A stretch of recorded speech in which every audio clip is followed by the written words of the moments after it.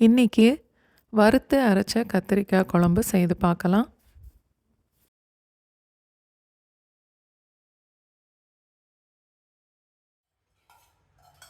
ஒரு பேனில் 1 டீஸ்பூன் அளவுக்கு எண்ணெய் ஊற்றிட்டு, நல்ல காரமான மிளகாங்கிறதுனால நான் 5 மட்டும் சேர்க்குறேன்.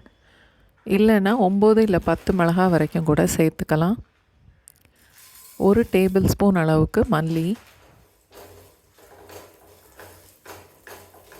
1 நிமிஷம் வரைக்கும் வறுத்துட்டு 1 டேபிள் ஸ்பூன் எள்ளும் சேர்த்து வறுக்கணும்.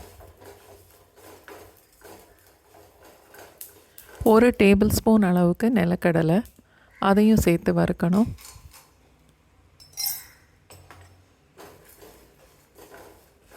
நல்லா செவந்து வர்ற வரைக்கும் வறுத்து ஆற வச்சுட்டு, 1/2 கப் அளவுக்கு தேங்காய், 1 டீஸ்பூன் சீரகம்,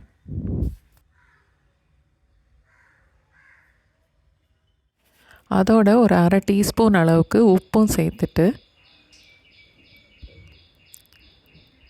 மிக்சியில் நல்லா நைஸாக அரைச்சி எடுத்துக்கணும்.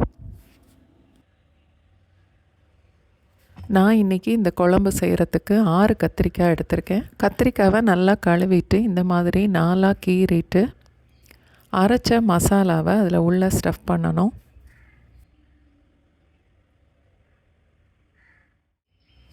மிச்சம் இருக்கிற மசாலா அப்படியே இருக்கட்டும். இன்னொரு பேனில் 50 ml அளவுக்கு ஏதாவது ஒரு எண்ணெய் சேர்த்துட்டு,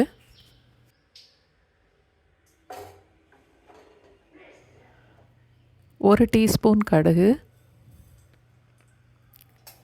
1 டீஸ்பூன் உளுந்தம்பருப்பு, 1/4 டீஸ்பூன் வெந்தயம் சேர்த்து தாளிக்கணும்.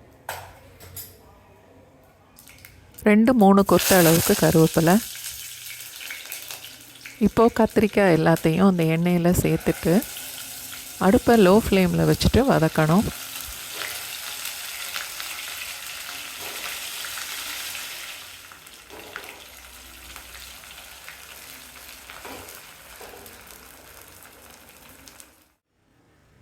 கத்திரிக்காவை எல்லா பக்கமும் திருப்பி விட்டு வதக்கணும்.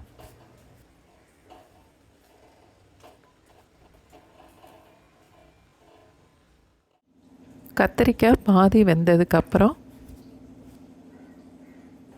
மிச்சம் இருந்த மசாலாவையும் சேர்த்து 2 நிமிஷம் வரைக்கும் வதக்கணும்.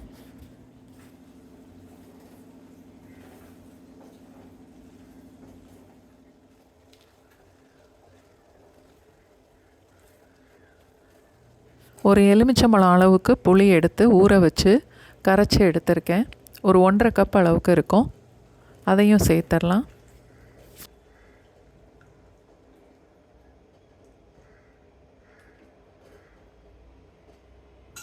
கால் டீஸ்பூன் அளவுக்கு மஞ்சத்தூள், குழம்புக்கு தேவையான அளவுக்கு உப்பு. மசாலா அரைக்கும்போது கொஞ்சம் உப்பு சேர்த்ததுனால டேஸ்ட்டு பார்த்துட்டு தேவையான அளவுக்கு சேர்த்துக்கணும். அதோட 1 கப் அளவுக்கு தண்ணியும் சேர்த்து நல்லா கலந்துட்டு மூடி போட்டு கொதிக்க விடணும்.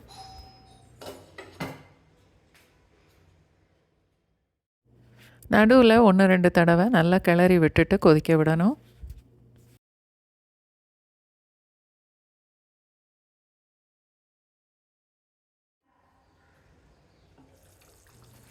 கத்திரிக்காய் நல்லா வெந்து